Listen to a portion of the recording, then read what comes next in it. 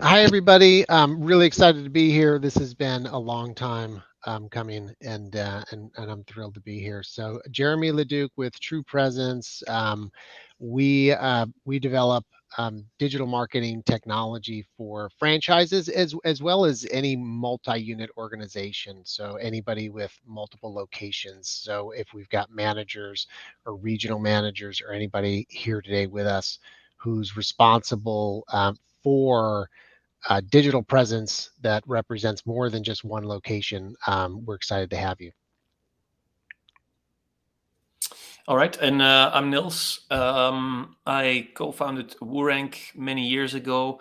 Um, about a year ago, we got acquired by Bridgeline, but I'm still fulfilling the same role, mostly on the technical side of things as well as the product. So everything you see in WooRank and how you use WooRank today, one way or the other, is something we discussed internally, and that was I was involved in.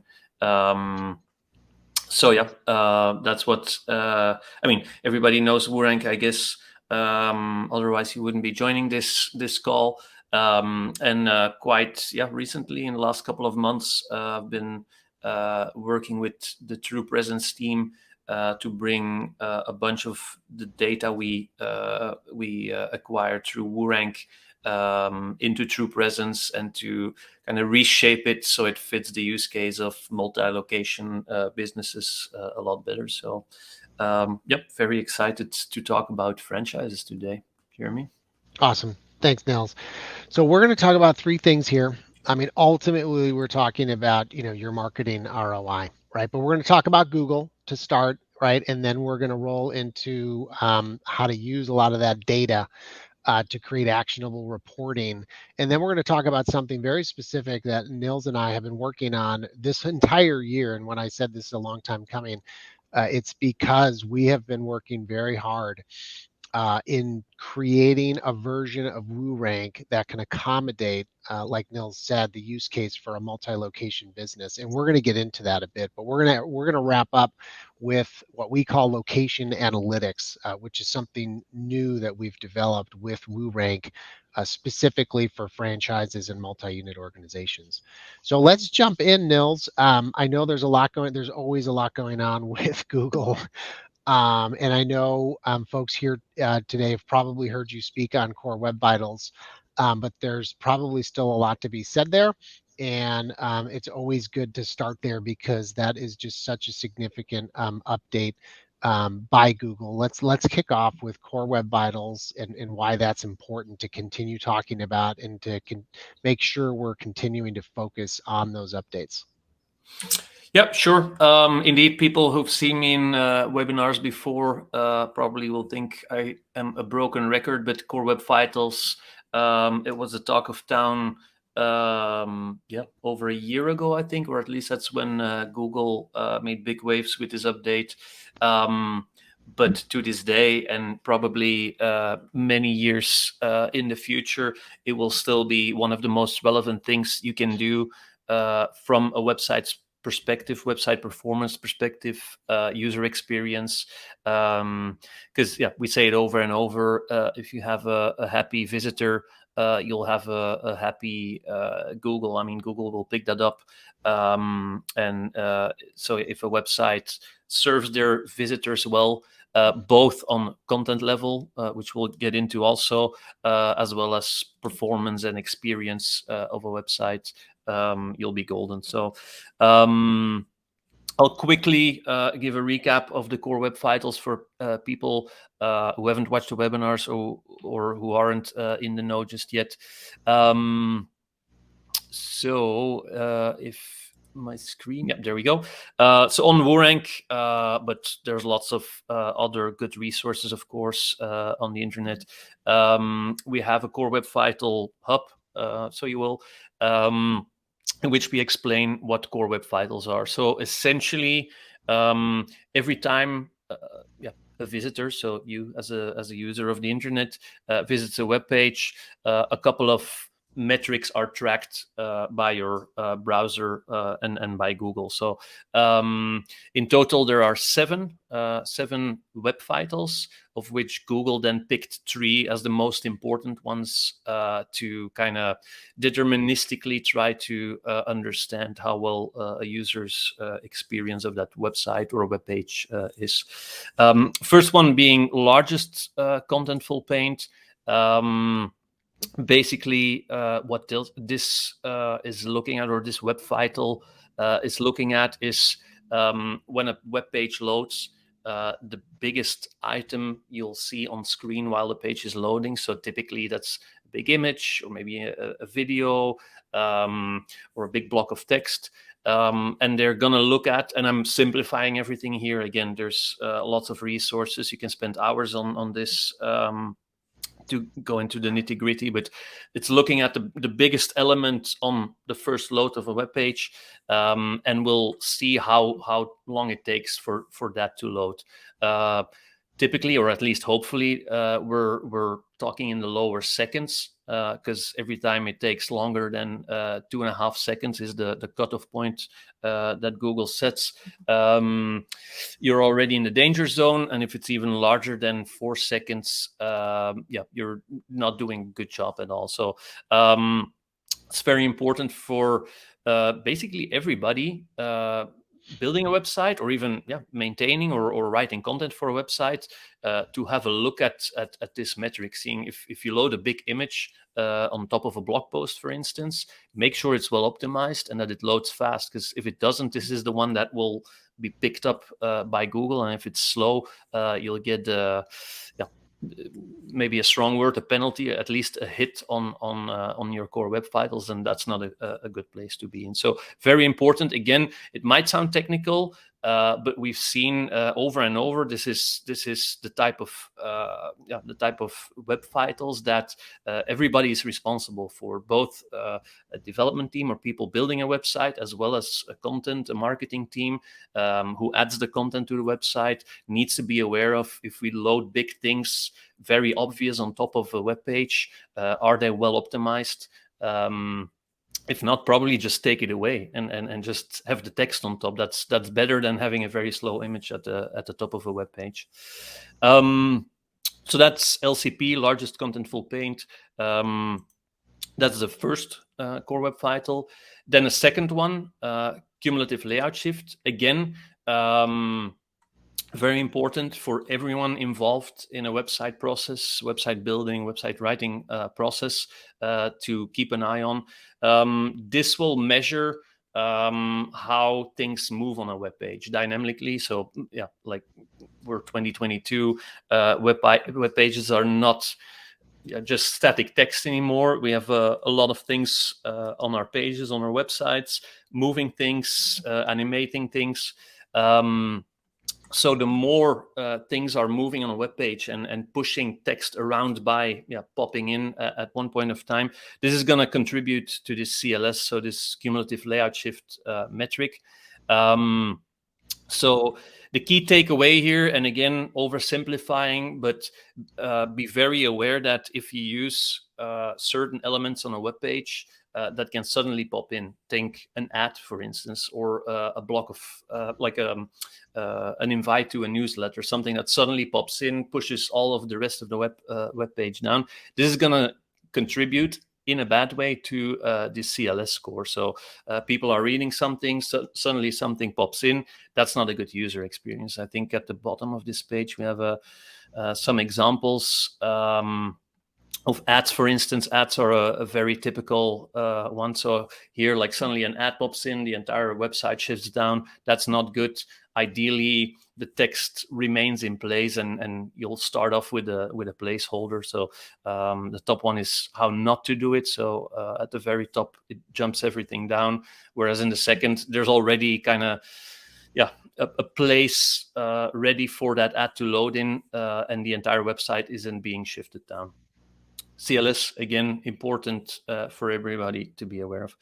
The third one, and I'll gloss over that one because this one does get a little more technical and is generally more on the responsibility side of the web development, web maintenance team, is first input delay. This basically looks at, so when a web page loads, your content loads, there's some JavaScript, some CSS, like a lot of things are happening in the background. So there is a point in the timeline of a page that is loading. So from point 0 up until the entire page is loaded. At certain times in that timeline, scripts will start loading, things will happen, and there will be short time periods where it kind of locks the user interface. So you aren't able to click anything yet as a user because things are still loading. That's what first input delay is all about. So how long does it take for a browser to load a page up to a point where a user can start interacting with that page? So everything in between there, it kind of locks the UI, so that's not very user friendly. This is measured in milliseconds, so ideally this is a very small time period. But again, also important, if you can think of websites where you go in and suddenly, like, you already tried to do things like click in an input box and nothing's happening. That's what this is about. Like if it takes a page long to make it interactive, that's not a good user experience. So that's first input delay. A little more technical, I would say, because this is more on JavaScript optimization and things like that.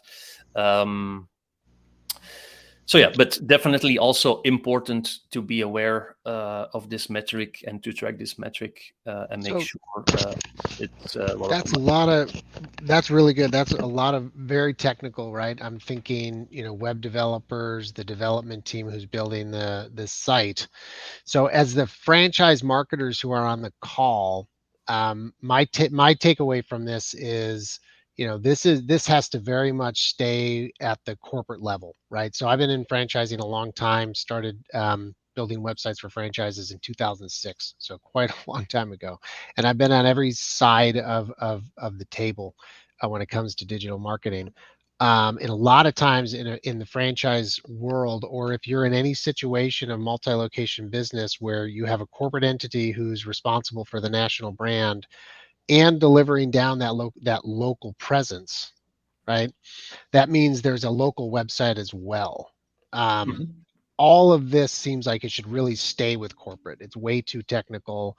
And a lot of times when there's a location manager who understands that location and understands how to promote that business locally, you do allow that somebody at the local level the ability to update certain aspects of a website. But I'm hearing a great takeaway is make sure you're working with your web development company or your web devs internally to make sure that any access you give to somebody at that local level does not impact any of this. Literally put it on the table in the meetings, with web developers. Like, I need to make sure that any access we give to a franchisee or a location manager is not going to impact our core web vitals, right? It's that everything you just described, it would be way too technical. We really just want the location managers and franchisees to focus on the content, the messaging, nothing like that. So any thoughts about,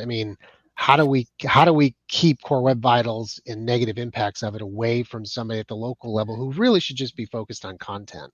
Well, it's maybe apart from the last vital, so that one with the JavaScript optimization, that's very technical and probably indeed managed at the corporate level.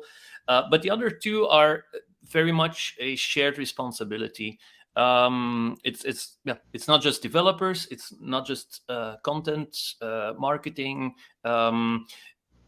Everybody is part of the process, and it should be a shared journey. I'll give a quick example of where I've seen it gone wrong. So was a website of a climbing gym.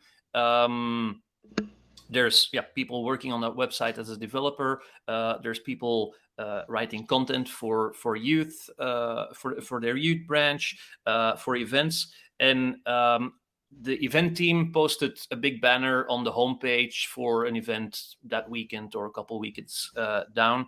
Poorly optimized. the image, I mean. But obviously it was important, it was an important event, put it on top of the homepage. That suddenly became the largest contentful paint item, was poorly optimized, and the entire website suffered. Because that's the first thing people see when they go into the web page. It loads poorly, so it's that's not a good Yeah. thing. And Yeah. there you Yeah. can say, I mean, it should be optimized, but that's the shared responsibility. Like, Yeah. don't just put stuff on your web pages just like that and hope for the best. No, this is where we need to talk with each other, developers, marketing, and so on and so forth. And the same applies for multi-location businesses.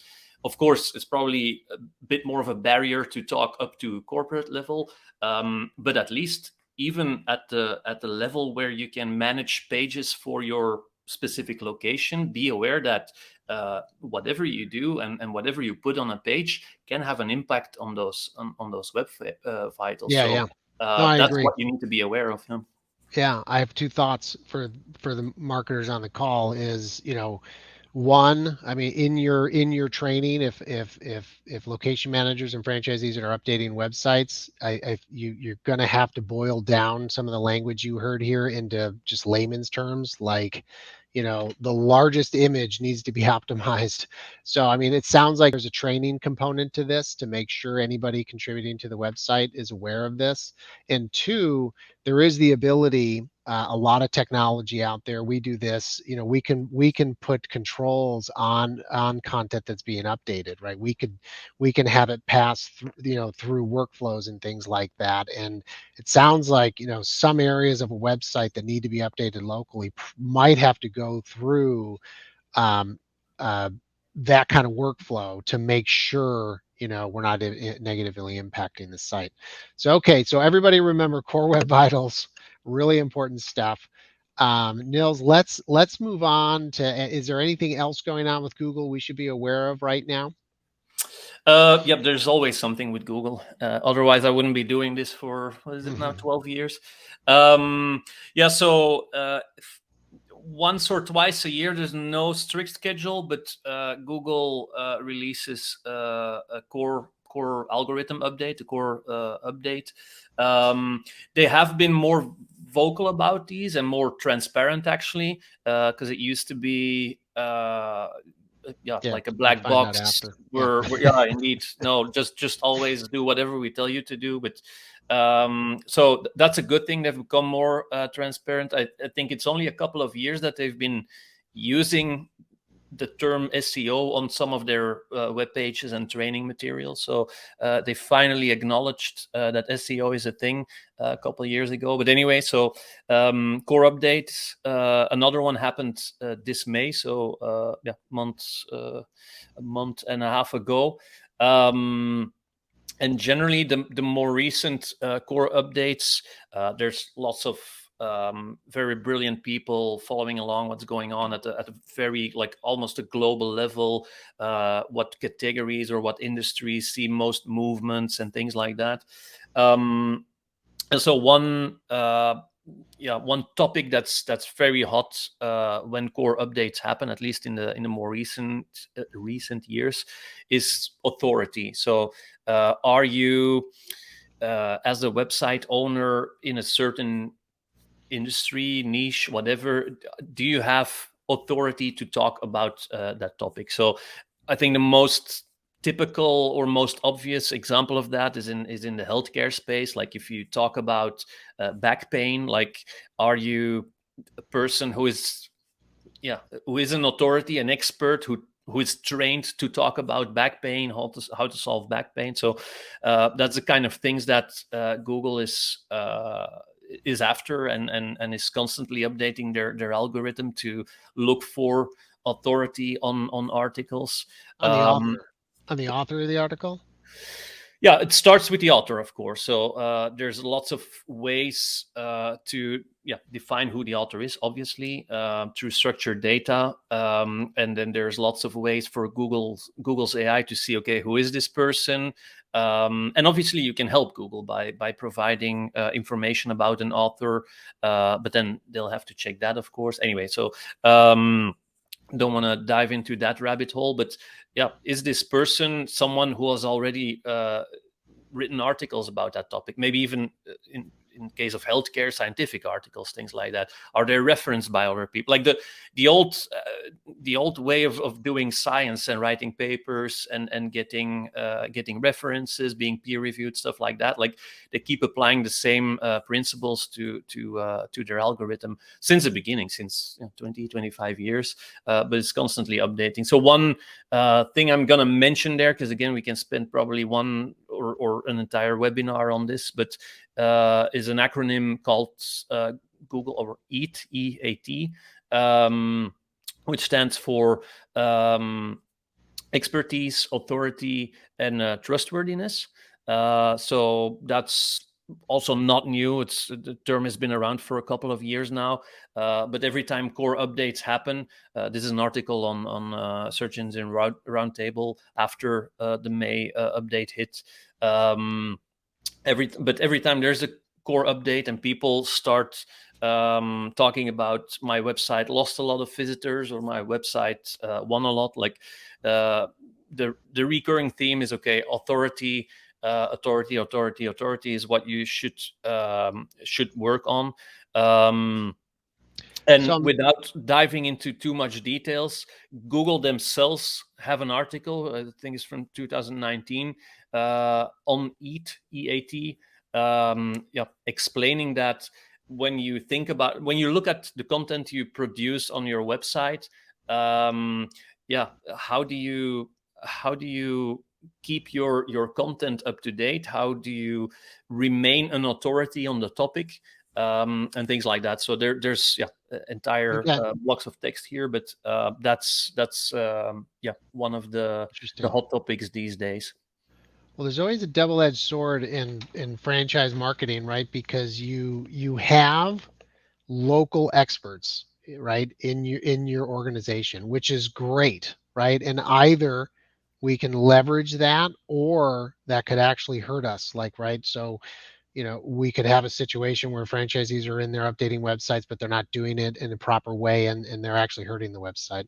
So what I'm hearing here is content is still king, but Google has actually upped the playing field, and the content actually has to come from somebody with authority and credibility on the topic itself, which is interesting to think about in the franchise space. I mean, that means we need to make the franchisees experts, which is a great opportunity. We could have hundreds or thousands of local experts producing content. That certainly complicates things, and that's definitely what Google's algorithms typically do, is just simply make something more complicated. But I get it, right? They're looking for quality content. How do you do that? You actually check up, on who wrote the content and see if they're actually credible. Okay. Yep. Yeah. And this works in both ways, because at one point you need to be able to build authority. Like there's always chicken and egg problem there, but at the same time, it's also about going back in time and looking at all the pieces of content that have been published on your website or for your location or whatever, and updating those, or even removing those. If something's not relevant anymore, then there's no reason for it to be on the internet anymore, and people can find it and get the wrong information. So also cleaning out content, updating it, that's another important step that sometimes is forgotten. So people think about new content and how can I get Google to rank those and improve those, but at the same time, just throw articles that don't make sense anymore away, and that will also help your authority. So Yeah, no, that's interesting. So that's a good nugget. I mean, are you telling me you think that if you have old content that literally it's outdated, it's not relevant, you could be dinged by Google because of that content? Yeah, definitely. Because they look at, okay, what have you written before about a certain topic, and at the same time, another thing they check is, like, is an article helping the end user? Is an article helping the visitor to that page? So if it's an old article with information, like in the SEO space, we do it constantly on WooRank. Right. Like we look at what we've written maybe a couple of years ago. It's like, it makes no sense at all anymore. Just remove the article. Or rewrite it if that's a Sure. possibility, but sometimes things really just are outdated and have no Right. reason of existing anymore. So Yeah. just throw them away, because otherwise they will get flagged as, well, this isn't correct. So Yeah. authority No, it makes will be sense. deemed lower.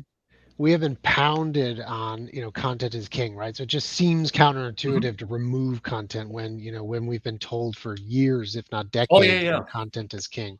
So that's interesting. Yep. All right, so I want to talk about this next topic, because I mean, I myself, I'm working with franchises, and I'm talking to them right now about what are we doing about Google Analytics, because I know Google Analytics current version is going away, and Google Analytics 4 is coming out. So let's talk about that. Let's start with, give me a nutshell of what is Google Analytics today, and why is Google moving to GA4, and why is that better for us? Yeah. So I'll mention two terms: universal analytics, which is the current, or the one that's going to be deprecated in July of next year. That's universal analytics, the one probably most people know and use every day, or just use. Google Analytics 4 announced a year, maybe 2 years ago, will be the new version and the only version from July 1st next year. Um, so it's a bit of a, I would say, yeah, maybe scary to some people to move from one to the other, because there's no clear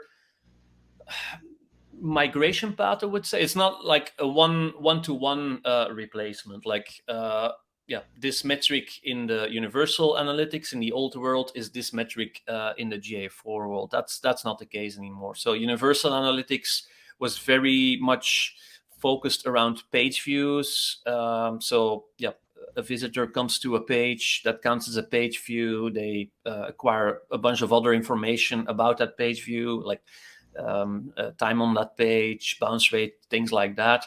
But it wasn't much about a user's journey per se. Like you had to build those things yourself. Like how does a user flow to my website? They come in on this page, and they do this and this and that. Like a user's journey is something you kind of needed to build on top of that. In Google Analytics 4, that's different. So Google Analytics 4 is a lot less on page views. So even searching, for instance, like you've created a new landing page, and how much page views has that landing page gotten? That query or that question is not so easy to solve anymore in GA4, and that's the scary part, I guess. Yeah, probably many marketing teams have certain ROIs that are about page views and getting hits on certain pages. And in the GA4 world, not that easy to. It's possible, but you need to jump through a lot of hoops to get that done. So GA4, we need to shift our mindset a little bit and think more about users' journeys. Because even to give an example, GA4 properties, so one that you can install on a website, you can install the same one in a mobile app, and the data will be shared. So if one of your users visits your website, then downloads your mobile app, and then starts doing things through your mobile app, GA4 will create kind of a homogeneous journey for that user within the metrics. It's also much more event based. So universal analytics comes from a time where every click went to a new page, and then that's a new page view, etc., etc. Today, and it's already the case for a couple of years, we live on much more modern websites where you can click on a page, things happen, but it doesn't necessarily reload the page. Like we're actually running applications in a browser on one page. That's the new normal. Wasn't as easy to track in universal analytics. GA4 has that a lot more native baked in, so it's a lot easier to track those kind of journeys with GA4. So yeah, and then there's the dashboarding and the tools you get to visualize the data have also changed quite drastically. So again, these are all good things. This is definitely a change that at one point had to happen and is probably overdue. But if you're very baked into the Universal Analytics, Google Analytics console, you'll need to start working with GA4. So the best practice and the best advice I can give is, if you haven't already done so, install your Google Analytics 4 property, like the piece of JavaScript that you need to install on your website, in parallel with your other Google Analytics property, like the old one, the Universal Analytics one. So it already starts acquiring data, and then slowly start working with GA4 and start trying to answer the questions you had before, and you answer with Universal Analytics in a new way of thinking. So because only by doing this, you already acquire data in GA4, so that by July 1st next year, you already have a year's worth of data that you can work on once you're forced by Google to move over to GA4. Yeah. So this is Yeah. I mean, definitely not the last thing we'll say about this, because it is important, and we know we talk to our customers, obviously, and we know for some it's scary. Like we suddenly need to change our ways of working. So yeah, it's very important to act now, and to start getting familiar with GA4, so that you're ready by the time Google flips the switch. Okay, I know, and you know, we're all busy, so I saw that we're a year out from it, right? So of course, naturally, somebody could think to themselves, "Well, I've got a year." But I also heard if you don't put the JavaScript on your site right now, you will not be collecting data into GA4 for a No, year from now. correct. So, and will any of the will any of the current Google Analytics data be ported into GA4, or is GA4 brand new?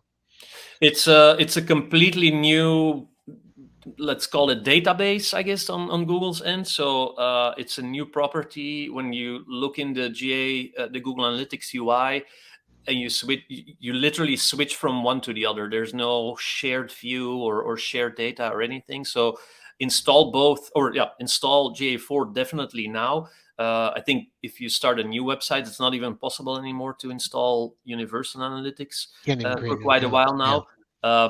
But it yeah, doesn't hurt to have both running in parallel for now. So you can still make comparisons between the two. Like you still work with the same, I mean, the same visitors come to your website, right? yeah, So yeah. So you're just tracking two Google yep, Analytics packages yep, now. But if you don't, but if I mean, if you don't get GA4 on your website immediately, I mean, you're not going to have literally as of right now this month, you won't have a year's worth of data to work no, in correct, GA4 correct. Yep, there's when that's no, the only tool you are going to have. yep, correct. There's no migration of data from one to the other. Okay. It's All right. just a Well, new that's clean an slate. absolutely key takeaway then. I Yep. think we need to get on that right away. And like you said, I mean, I come to you all the time to talk about that with our customers and get that path going. This is also though a perfect segue to something else I want to talk about, right? Which is we are so dependent on Google Analytics, right? Just so dependent in console data. And one of the things I want to talk about, and I know you've talked about this, you talked about it at a conference a little while back in Brighton, and that is picking your own business intelligence software, right? Picking your own BI tool and pulling that data over. So let's talk about that. But my first question is, could you pull over some of your GA universal data today, and that way you do have some of that data historically in a BI tool, and that way when universal goes away in a year from now, you don't lose that data. Yep. So there's indeed a couple of ways to go about that. Both have APIs. So the old Universal Analytics has an API. GA4 has a different API, sometimes even confusing, even if you know what you're doing. But so that's a way to pull data out. You can use we'll obviously talk about that more in a second, but Google Data Studio to pull in data. There's ways to, if you keep it in Google's walls, there's a BigQuery, which is their sort of proprietary database that has very easy to set up connectors. Like you don't need to be technical at all to set those things up to pour in data or suck in data from Universal Analytics, Google Analytics 4 in a database. So at least you have it kind of, I mean, Google is not going to throw the Universal Analytics data away. It's just that it lives in two different places. UA and GA4 are going to live in two different places. But then it's up to us to work with that data and to visualize it, because everything that's in a huge table is not very actionable, not very readable. So then it's a matter of drawing your own dashboards with tools, custom tools like WooRank TruPresence, tools like Google Data Studio that is available and free for everybody. Yeah. So somebody, let me take a pause and just circle back to BI tools. We've got a couple questions on that. So business intelligence tools is, I mean, think of the ability to take data. It could be from a spreadsheet. It could be just by literally going in and clicking a few buttons and pulling in Google Analytics data into this tool that allows you to start visualizing that data and building your own reports, right? And so Google Data Studio is an example of a BI tool. What's called Power BI, Salesforce's Tableau. These are all really big, BI tools. And Nils, we were just talking about this not too long ago. You made a good point to me that, by going into another analytics tool like Google Analytics, you're looking at how Google wants to visualize the data, right? Selecting a BI tool and then bringing that data over. I mean, there's multiple benefits, but two right out of the gate is you can now start building your own reports, right?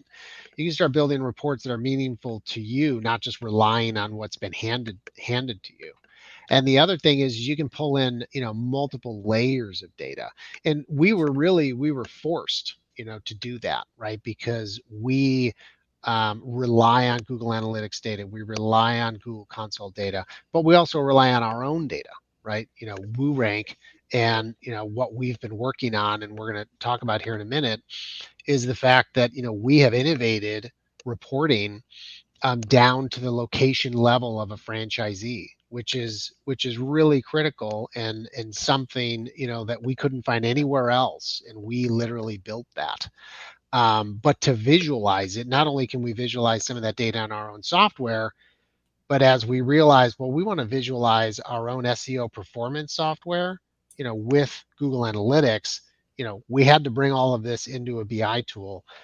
So for us today, our customers, they log into our software, they log into GA, but they also log into a BI tool like Data Studio, so that we can bring all that data together to create a more, to create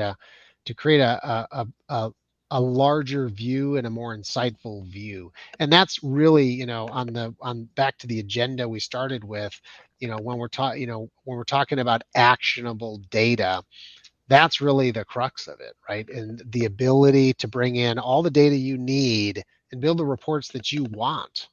I mean, a perfect example, like I mentioned, I've been in the franchise space a long time. A perfect example is, if you have 100 locations and you've got some franchisees who are super happy with their local digital presence, and you've got some franchisees who are not, could you go in right now and show a report on each location and how the performance is? You can go into Google Analytics and do that, right? But that's artifact data, right? That's what happened, what occurred. You got this, like Nils mentioned, you got this many hits and sessions, and this is what they did. But why did that happen? And that's where we innovated WooRank, so that it could actually do reporting at the local level, so we could correlate. Okay, this is what happened. This website is clearly getting less traffic than this website, but here's why, right? Here's the SEO audit that literally shows that this website's audit reveals that it has a lower score than this location. Um, so I love the fact that, we are not only innovating in our own tools, but we're bringing that data into BI tools, for a much more rich, view, and truly actionable. Because when you have a report that says to you, here are your bottom worst performing, it sounds terrible to say, but here's your worst performing franchisees in your network as it relates to their local website. And here's your top performers. The information in the action you can take from that, is significant, right? At the top level, you could create a best practices and say, here's why those websites are performing so well. Here's the 10 reasons why, right? Here are the 10 things you could do. And here are the reasons, here are the things not to do. Here are why these websites are not performing well. So that kind of actionable data is at the center of what we've been working on, and it's been really exciting to do that, through the course of this year.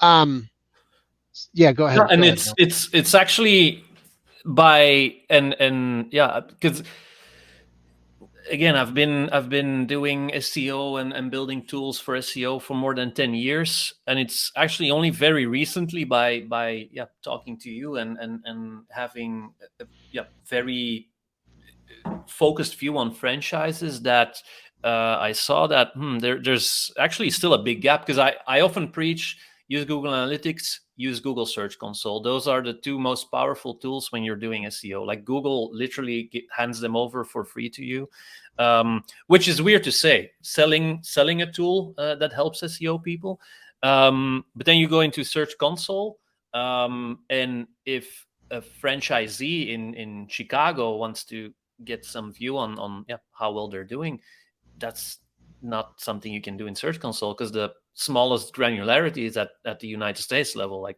it can filter out data United States, and that's it. So indeed, that's how we started looking at our own data. So the data we can pull out of Google Analytics, data we pull from Search Console, as well as data we had on top coming from WooRank and a bunch of other sources.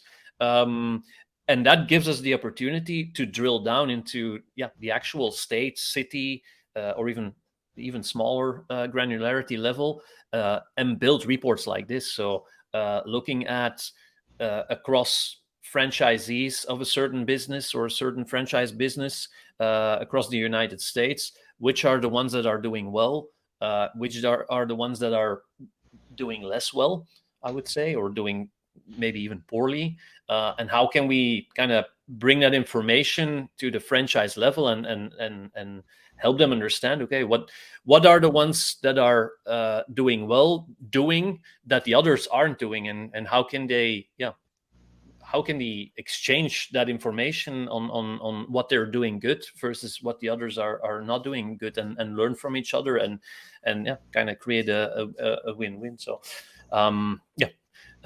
showing Yeah. on screen now a map view of things going on with franchisees within a franchise business.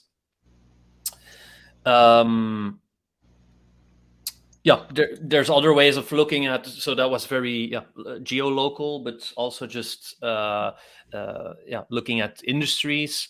So if I have a business or a franchise in let's say bike stores, selling bikes, selling bike accessories, stuff like that. How well am I faring against my industry? Am I doing better? So at the industry level, are there certain things I'm doing well? Obviously that's good, so keep doing those, but maybe there's a few things that I'm not doing so well that my industry is better at, so I can have a look at my competitors, at the competitive landscape, and try to understand what they're doing better, and keep up with that.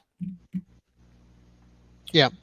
No, and I love this next report because we've got some questions of like, how do you combine data, right? And so the next report is literally just that, right? It is, if you look at this chart here, you've got on the left there, it says sessions, right? And so what this is this is a graph that is showing data from Google Analytics, the number of sessions, each dot represents a franchisee in their specific location.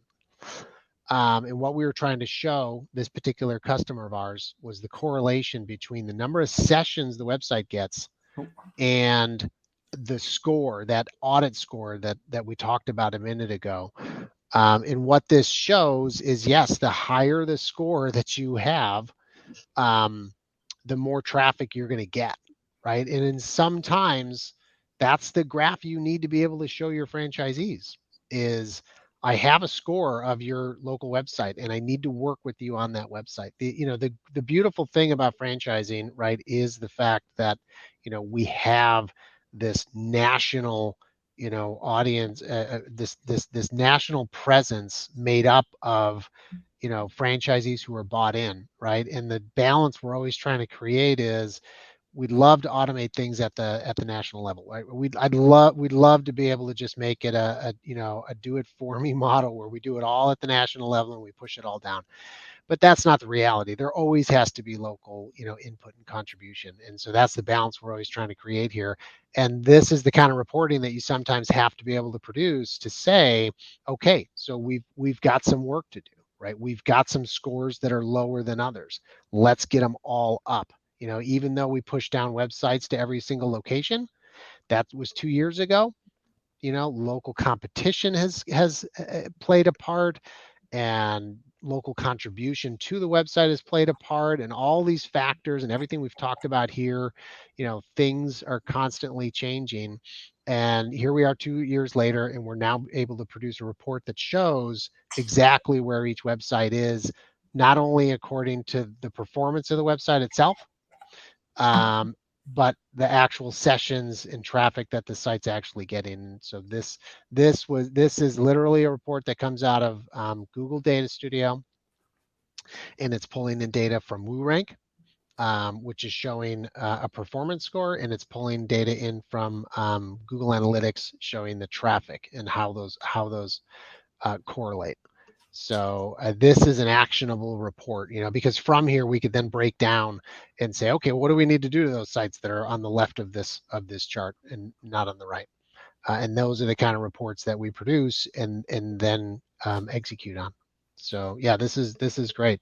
I know we're coming up on time, Nils, and I know there's one more topic I really wanted to get to, which is, we've been referring to this location analytics this whole time. We've been referring to, that graph depicts it perfectly, where, every location is on a map. But how did we actually get to that? So maybe you can introduce us to this new functionality we have in WooRank called location analytics. Yep. So basically, like what we offer with WooRank hasn't changed at all. So that's the beauty of it. We pull in a lot of data, process the data, aggregate the data, and then come up with a score to sort of bring it all together and give a actionable and understandable way to measure how well a website is doing, right? So there's this one example, and you can pull this example for any type of business, but in this case 7-Eleven, where you'd say at the national level, so just the main website 7eleven.com is doing pretty well. 74 is a very good score. But then when you drill down into specific locations, the story changes, so that's what you're seeing here. So 7-Eleven, national level, good website, well optimized. But drilling down into very specific locations of 7-Eleven, the score drops. And this is, I guess, a message for internally for 7-Eleven to look at. Okay, what is our team at the national level doing well, and how can we kind of infuse that knowledge to our location businesses? So this makes that very obvious, very visual. So it shows that there's work to do at the location level to improve their localized websites or local parts of the website, get that score up.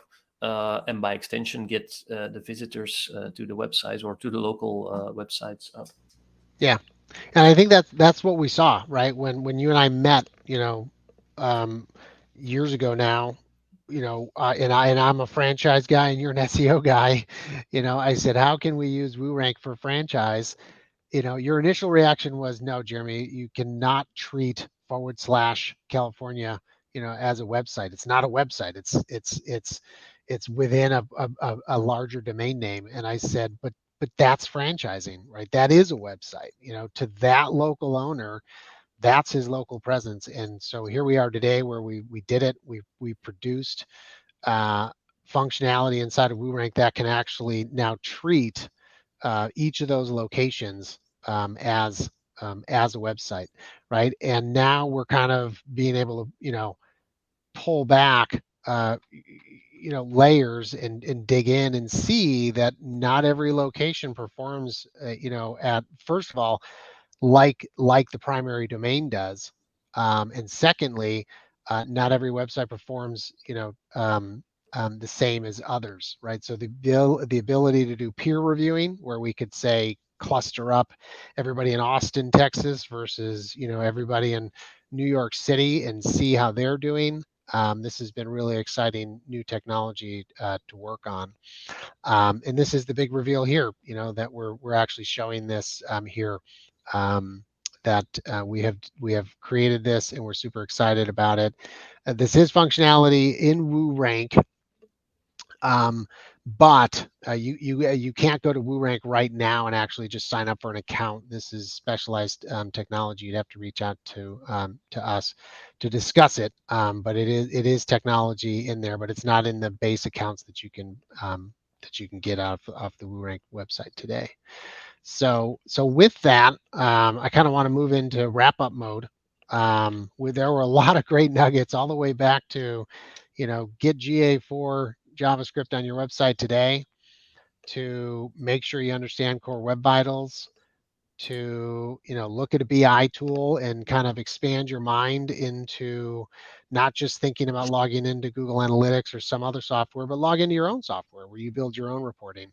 It's kind of interesting. It's synergistic to say that, right? Because you really made a great point about how you're going to have to make a paradigm shift in your mind as you move from GA Universal to GA4 anyway, because they're so dramatically different. That at that same time, what a perfect time to also introduce a BI tool into that scene as well. So a lot of value there. So I want to thank everybody for joining us. I hope you guys, I hope everybody here also took a lot away. I think a lot of folks here are already probably following WooRank, but it would be awesome if you want to know more about what we're doing in the franchise and multi-location space. You can actually go to LinkedIn and follow TruPresence on LinkedIn, and you'll get that information there as well. Thank you for posting that. So, but yeah, so this has been great, Nils. Thank you so much. Thank you everybody for joining us, and I hope everybody has a great day.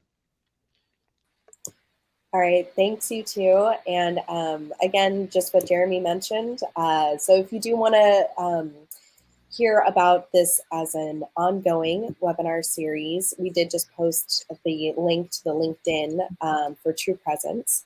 And then that's also a great way to connect, as Jeremy mentioned, a lot of the functionality for WooRank that they're talking about in this webinar isn't just available when you sign up for WooRank. It's a little bit more specialized. So if you do want more information on that, I would definitely suggest connecting on LinkedIn is a great first start. So again, I'm going to go ahead and log out, but thank you too. This is a great conversation, and looking forward to what next month is for the TruPresence Talks webinar series. Awesome. All right. Bye, Thanks. you guys. All right, Thanks, see you. everybody. Bye-bye.